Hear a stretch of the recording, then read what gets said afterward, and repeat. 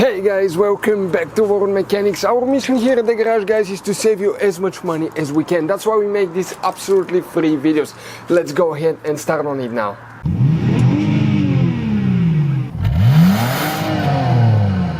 So let's start on it now.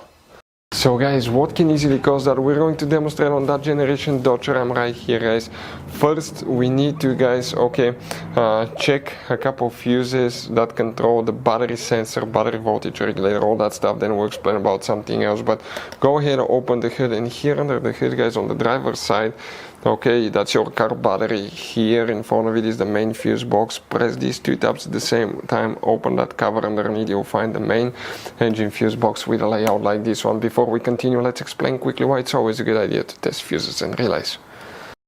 Guys, it's very important to always test your fuses and relays. Why? Sometimes you may think you have a good fuse, guys. It's hard to tell. Look at those fuses, right? And sometimes, okay, you pull the fuse. Okay, I'm going to get the fuse pulled and I'm going to remove one fuse. I want to show you on that 20 amp fuse. Sometimes it's very unclear if that fuse is burned or not. You may not clearly see it. So always, guys, test them, because if you don't test the fuse, you assume it's good. You end up spending money, time and diagnostics for problems that do not exist, guys. So you can just waste your money and time. Always test your fuses, always test relays. We will put links in the description of the video below where you can find, guys, a video for testing a fuse and testing a relay that will explain everything that you need to do. If you guys need to buy any parts, tools for your Dodge Ram, fuses, relays at a really good price, quick shipping, that way you do not waste money and time, we're going to put a link in the description of the video below for your convenience. Please check it out. Here, guys, please make sure to stay until the end. We want to share one good advice with you, that way you don't end up being stuck in the middle of nowhere like it happened to us. You need to check, guys, a couple of fuses. One of them is fuse number 52, very important fuse here, and fuse 72, guys. Check those for battery sensor, battery voltage regulator.